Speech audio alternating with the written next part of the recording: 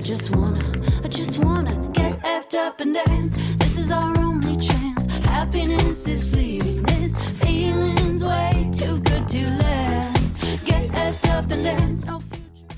Welcome to HollyWould. I'm your host, Holly Solem. I have a Substack called HollyWould, W-O-U-L-D, because, I would, where I write about my life in this crazy town, my experiences with dating, ghosts, drugs, partying, celebrities, sobriety, death, synchronicities, and more. And here on this podcast, we talk to my friends and acquaintances about their true Hollywood stories. So, hop aboard the Star Line. We're going to go for a ride down memory lane with today's guest, Tim Nordwind. You probably know him from the band OK Go, famous for their music, but also their viral videos, such as the treadmill one, Zero Gravity, and, well, if you don't know, just give him a Google. More recently, Tim has been performing as his comedy alter ego, Ron Persky, holding hilarious songwriting workshops regularly at the Elysian Theater right here in Los Angeles. And he even just returned from performing the Edinburgh Fringe Festival, all the way in Scotland. But I know him as my best friend. So, without further ado, Tim Nordwind. Hi, Holly. Hi. How are you? I'm all right. All right.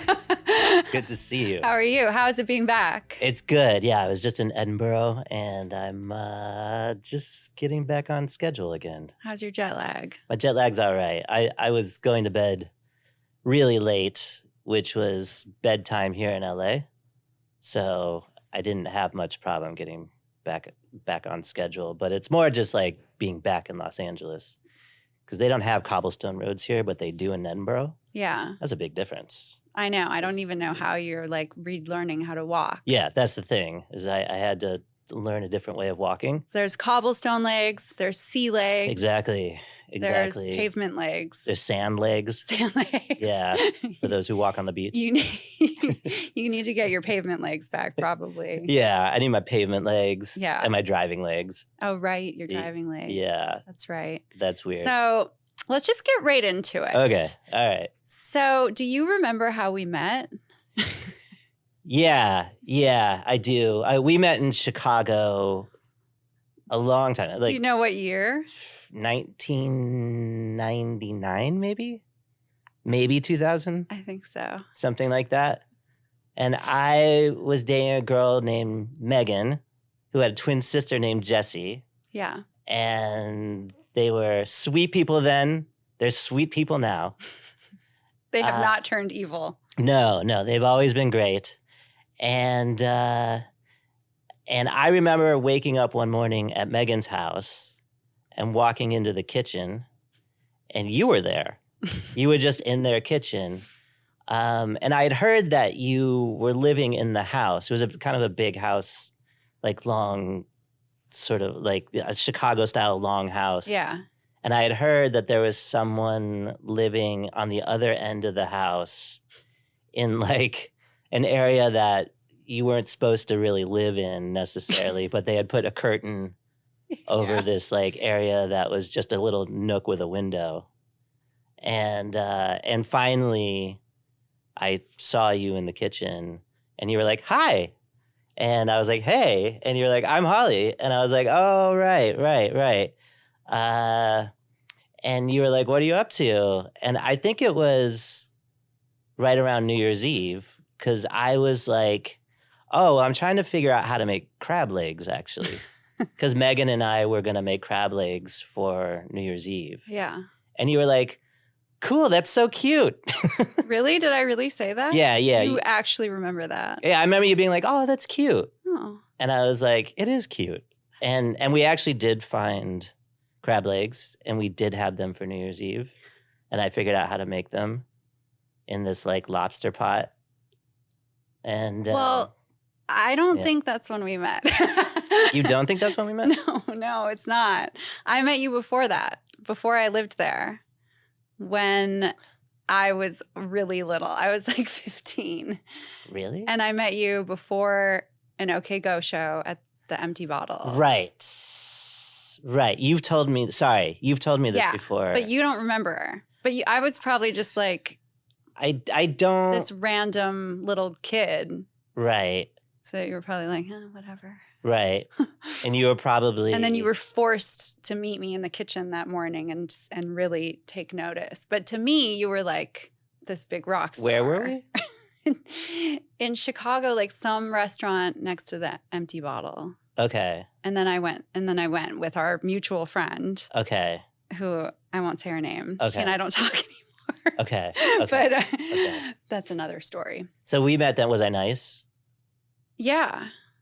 You were totally nice. Okay. But it was super brief. Was it? And then I remember because I saw your band play and I was like starstruck. Like you guys were really good. Right.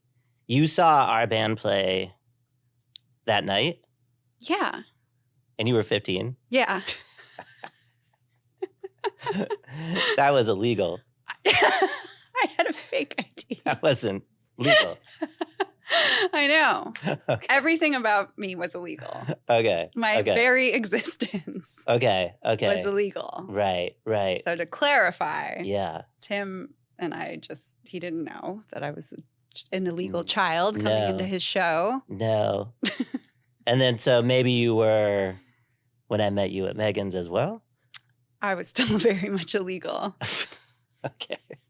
All right. Well, Yeah. all I know You don't is... have anything to worry about. It's all the other guys. Yeah. And then we weren't like friends in Chicago. And I was only there for 1 year. Right. I mean, I remember seeing you at the house on and off every once in a while. We were And- friendly. Yeah, we were friendly. And I feel as though Megan and I had played some sort of parental role in your life. Yes. I do feel like Even you though kind of watched out for me. Yeah, like I'm not sure we totally knew just to what extent. Like, you know, like I don't think we were like totally aware of your age at the time, but I do kind of remember just thinking like this person needs some guardian angels. Yeah, I did. I really did. I needed some guidance. So it was crazy because we knew each other then and we met and then we lost touch, not for any like real reason, just because I was like a child and then I moved back to Minneapolis and whatever. And you were doing your thing with your band. Yeah. And then weirdly, we both ended up in Los Angeles around the same time. I remember about 2 years into living in Los Angeles, I was in and out of town a lot because I was touring with OK Go. I was also writing a play that was being produced in Chicago. That's right. So I was like going back and forth to Chicago a bit. And then when I wasn't doing that, I was on tour with the band. And so my first 2 years in Los Angeles, I didn't really hang out in Los Angeles. But I remember about 2 years in getting a phone call from you. And you were like, what are you doing? Let's hang out. And I had never really been out in Los Angeles before.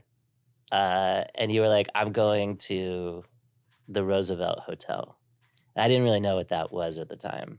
So wait, did we meet there? Did I pick you up? Do you remember? Yeah, I do remember. I drove my Ford Focus. I drove my Ford Focus to the Roosevelt Hotel. Uh-huh. And you said, I'll meet you there. I'm going to be with some friends. Okay. And so, yeah, I do remember that. And I remember I got out of my car. I waited in front of the Roosevelt Hotel. And I guess for those who may not know what the Roosevelt is, I don't know. How would you describe the Roosevelt, especially at that time?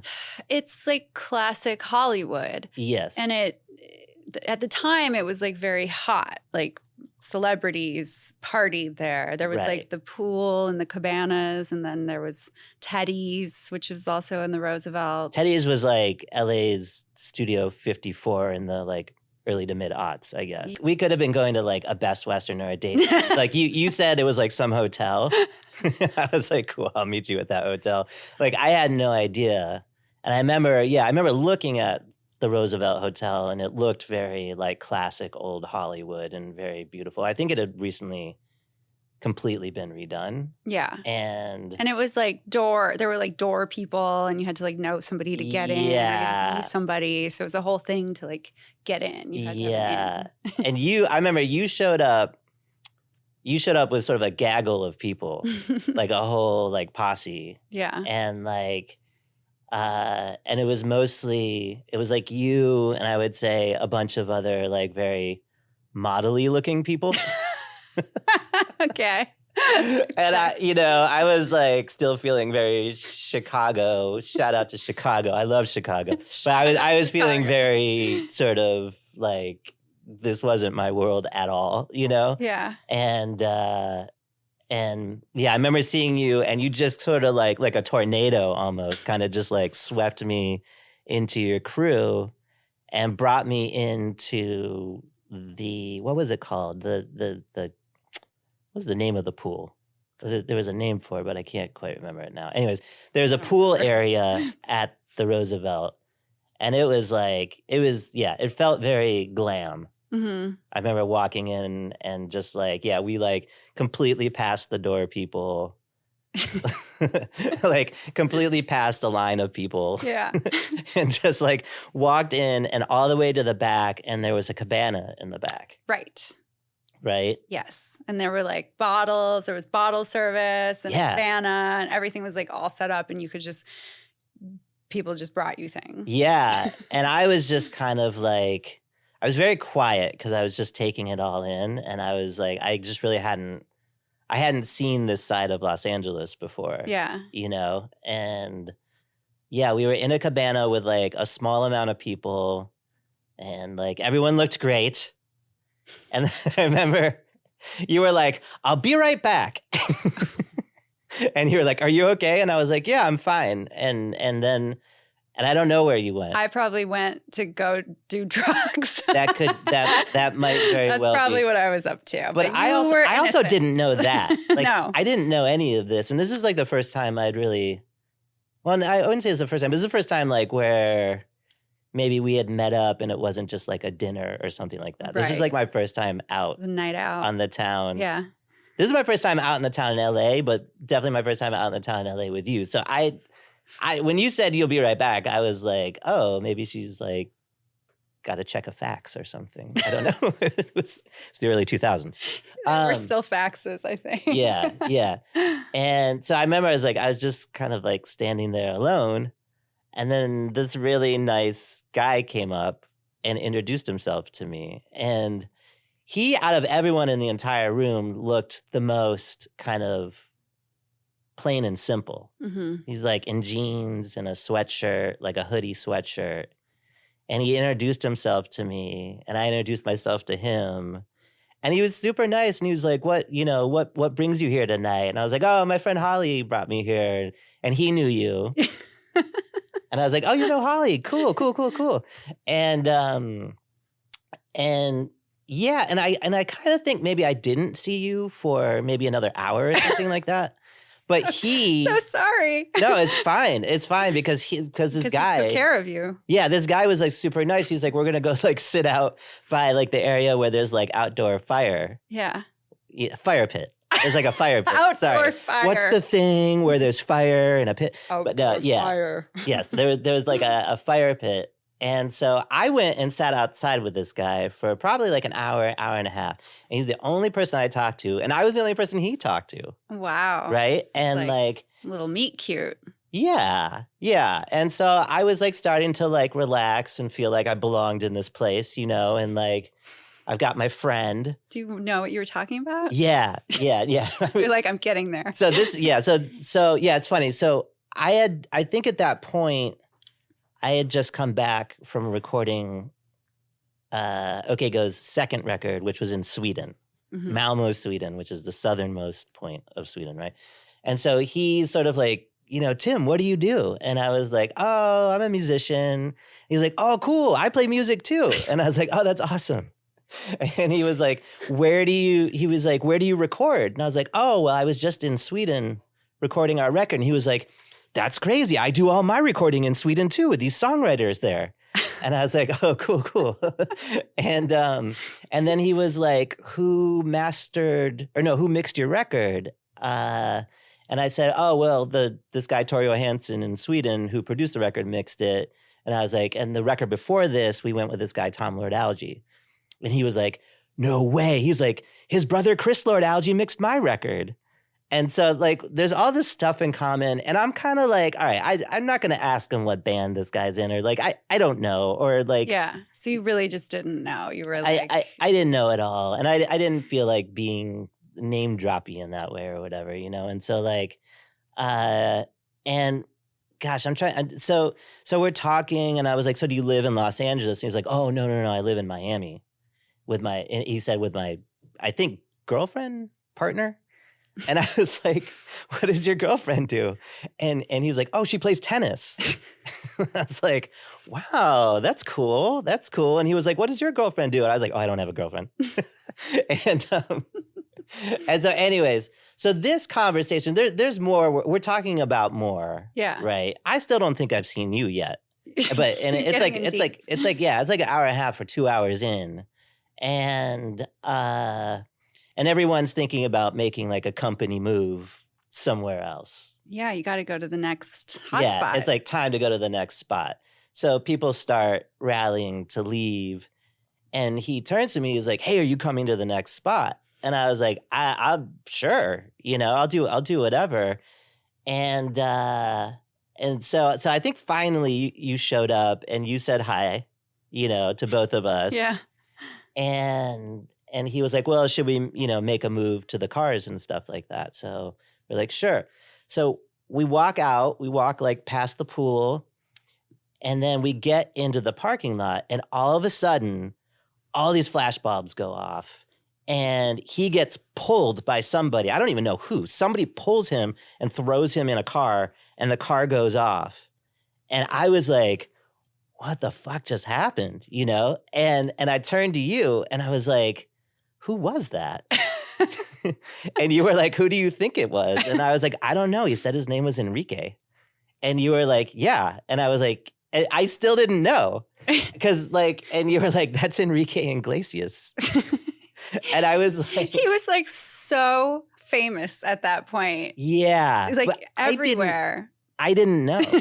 I didn't know. I, of course, knew his name, and I was familiar with his biggest songs. Right? To be honest with you, I think just because of the kind of music I was into and the kind of things that I was into at the time, I maybe had never seen what he looked like. Yeah, that I can see that. You know? It also wasn't like the music video era so much. You're not like watching MTV or something. Yeah.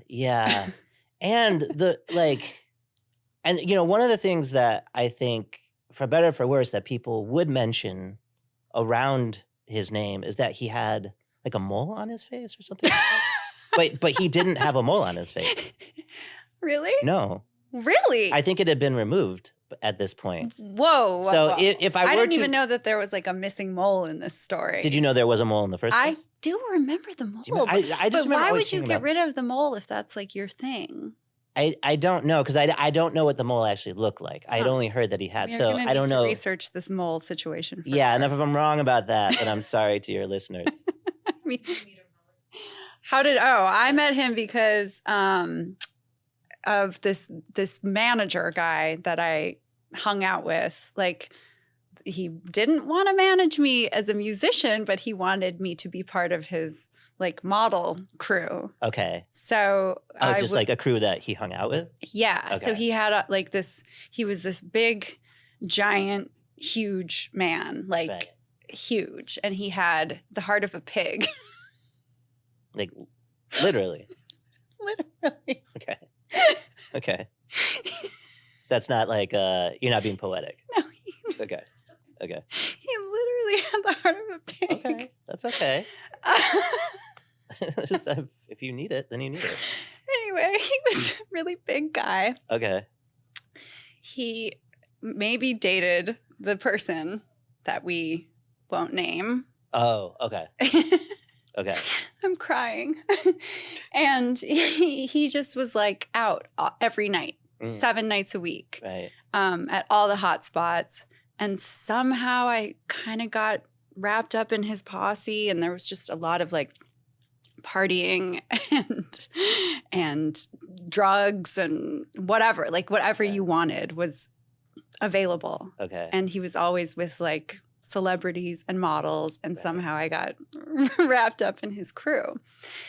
And, you know, I would never have to pay for anything. I would like go to Mexico with this guy and like 10 other girls and like go on yachts with him and a bunch of other girls. I never had to like do anything, but I did have to be like flirtatious and nice and sweet and fun to be around. I think that was I probably wouldn't have been able to like keep hanging if I was my true evil self. I had to like be kind, sweet. And so, and did this guy manage Enrique? So he didn't manage Enrique, but yeah, somehow I met Enrique through that like world. Right. Just out. And I met a lot of weird celebrities during that time, like all the Lindsay Lohans and the people that were in all the magazines. Right. Because we were all together at all the same parties. Oh, wow. Okay. Yeah.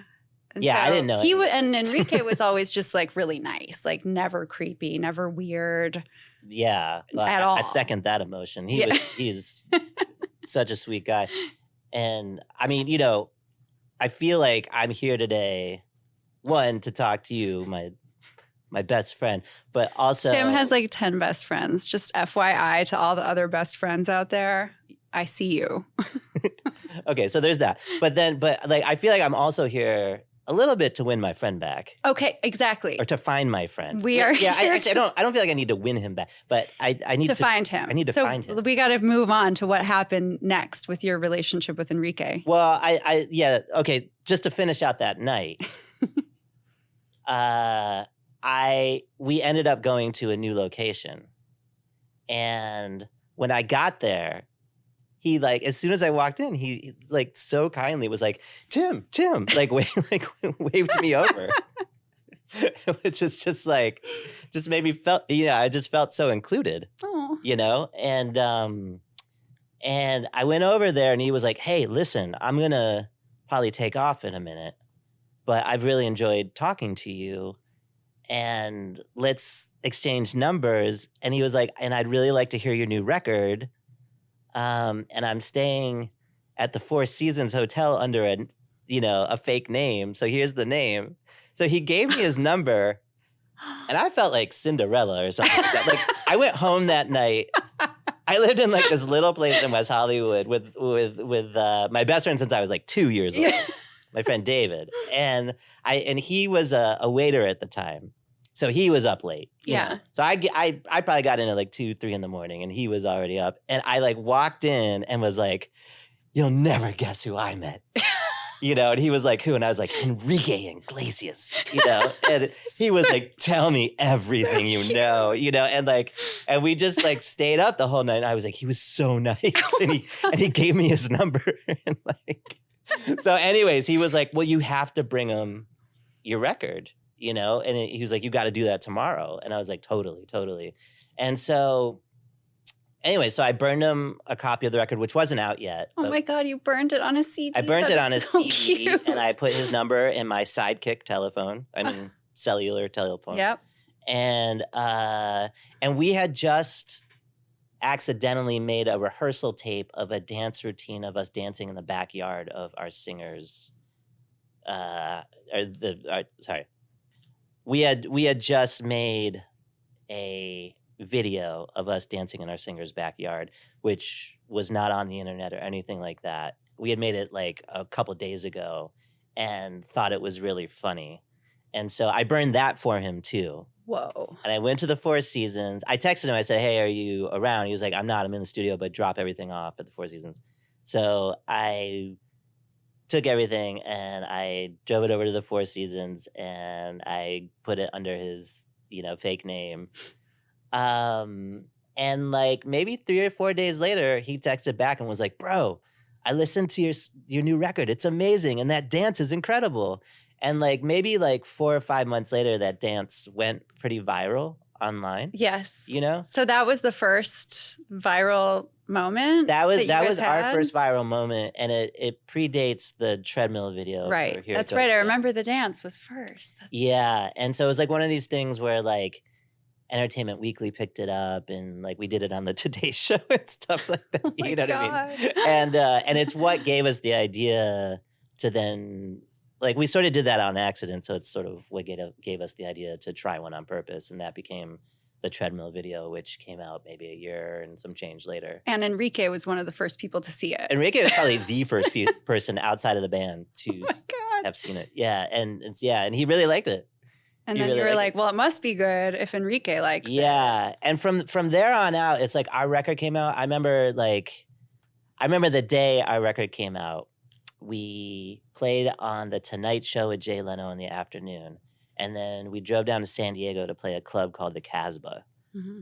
And we played to about 20 people at the Casbah that night. I've played that club to 20 people. Yeah. Yeah. And it was one of these things where it was like, it was our second record. And we sort of thought like, yeah, we'll sell this place out. 20 people showed up. Brutal. And I remember I was like kind of bummed out after the show. And I went into the little green room that they had there to go get my jacket. And I like checked my sidekick. And there's a text from Enrique that's like, bro, saw you on Jay Leno. Congratulations on the release of the record. So cool. You know, it's just so nice. And from time to time, I'd like run into him in Los Angeles, you know, like we have a mutual friend who at the time had a jewelry line. And she had a party at a club called Hyde. Yeah. And I think it was a collaboration with Playboy, actually. Yeah, so Hugh Hefner was there. Shout out Brookie D. Brookie D. Yeah. And I remember, I think she asked me to DJ it, actually. So I had just finished DJing. And I came down, I was walking through the thing, and I hear, Tim? And I look over, and sitting next to Hugh Hefner is Enrique. And I was like, oh my God. And he was like, bro, it's so good to see you. And then he said, have you lost weight? And I was like, I have lost weight. Thank you for noticing. Oh my God, this is the cutest thing I've ever heard. And he introduced me to Hugh Hefner. And like, it was just like, and he just couldn't have been nicer. Oh my gosh. But here's what happened. Okay. Yeah, we need to cut too. Yeah, here's what happened. So I was like, I had a Sidekick cell phone, which I and like a million other probably teenage girls. I was just going to say you and all the teenage girls. Yes. We all had one of these things. And it was like a phone that was kind of like rectangular and you'd flip the screen up as opposed to like pull it out. Right. Which really attracted me at the time. And it had tactile Did you have like bejeweled? Did you get it bejeweled? I didn't have it bejeweled. I didn't have it bejeweled, you know. Right. But not that there's anything wrong with a bejeweled Sidekick, but I didn't do that. Okay. I think I had some stickers on it though. Mm-hmm. Anyways, that's the phone that Enrique's number was stored in. And this was right when the first generation of iPhone came out. Yeah. And so everyone was getting an iPhone. So I eventually got an iPhone. So when I switched my Sidekick over to my iPhone, I lost all my numbers. I didn't realize that would happen. And I had to change my number. Right. Yeah. So I had like a Chicago 773 number, but I had to switch to a Los Angeles number. Yes. And so whatever I had done, I wiped out all the information in the Sidekick and then had nobody's number in my iPhone. And I was like... And you had a new number. You had... And a new number, so no one could even... Yeah. Like, how did you even survive? I don't know, because I like to imagine that he was just texting me all the time. He probably was, and just thinking like, oh my God, Tim doesn't love me anymore. Yeah, and I'm afraid he may have given up on me at some point. Wait, so you never have spoken to him again No. Since you switched to the iPhone? In what year? 2005? No, it wasn't 2005. I think it might have been. Because this was 2006, I think, when you met him. I don't know. Yeah. Okay. You're probably right. So maybe like somewhere between 2006 and 2007. Okay. I think. So, Enrique, if you're out there, just write into the show and I will reintroduce you to Tim. This is heartbreaking. Which one's my camera? Yeah, that one? Yeah. Hi, Enrique. It's Tim Nordwind. I just want to say thank you for being so kind to me when I first moved to Los Angeles. I thought you were so great, and I still think you are so great, and I still want to be friends. So please, find me. Please. I'm going to cry. This is so sweet. What if we actually reunited you? It'd be awesome. It'd be awesome. Because this is probably the first time you're speaking about this publicly. For sure. Okay. Yeah. Well, this is exciting. Yeah. Maybe some magic will happen. This is HollyWould, after all. This is HollyWould. This Wow. is where people come to their dreams come true. Right, get their dreams come true. Yeah. Yeah. So, I mean, I'm just so moved by this story. Actually, I know the story, but hearing you tell it again, Yeah. the full thing is like, Well, you know what? I would say in Los Angeles, LA is a bit of it's a little different from other cities. There's a lot of isolation here. People aren't always so quick to say hello and introduce themselves to you, yeah. and just be friendly. That's And so true. this is like one of the few cases where someone actually did do that. And it was Enrique. I was going to say, like, it's interesting that you have yet to find Enrique, considering you might be God. Oh. So you say. I mean, I So you wonder if this whole you being God thing only works for me. Well, Like, you are my God. you're the only person that's ever told me this. Really? Yeah. So I have a weird thing where, like, I'll tell Tim something and then, or like, I'll say, like, I really want this to happen, and then it will happen. Right. And it's very specifically with you. Yeah. And it's not like I'm, of course, wishing all these things for you. But But maybe you are pulling some kind of strings. I think if I was that, I wouldn't be able to tell you anyway. So just for example, one time I was talking to Tim, we were texting, and I was like, I really want a big fat orange cat, but I only want a cat if it's toilet trained and doesn't use a litter box, because litter boxes are gross. And we were laughing about it, and he was like, you should get a cat, ha ha ha. And it's dumb, whatever. During the pandemic, we're just texting. And then I walked out of my bedroom into the living room, and a big fat orange cat walked into my house. I'm not even kidding. And I took a picture and sent it to you. And then my roommate at the time was like, oh, I guess my cat came back. It was her cat who'd been missing for like a year. And then she said, don't worry though. He doesn't use a litter box. He's toilet trained. You don't know the calls I had to make. I was like, Tim, what have you done? But it wasn't like, it's not the first time that's happened. So Yeah. I mean, look, it may just be the fact that, you're putting it out there into the world. maybe. But now anytime I want something, I make a very real point of telling you. Yeah. And I make a very real point of listening. Thank you. Yeah. You do. You are a wonderful friend. And I really I hope got you. Enrique reaches out to find you, because I really would feel like if I could reunite you, then I would be sort of pulling the same strings that you've pulled for me. Yes. So thank you, because you've really made my life much better. Well, right back at you, kid. Thank you for joining. Thank you for being the maiden voyage of the HollyWould show. Tim, where can our listeners find you? Oh, right. Well, Instagram, I'm at Timothy Nordwind. And then if people want to follow Ron Persky, they can go to Instagram as well, which is at Ron_Persky. At Ron_Persky. This is HollyWould. This is my show. You can follow me on Instagram at Holly M. Solem, TikTok at Holly M. Solem, Twitter, Threads, all of the things. X, whatever the hell it's called. Oh, yeah.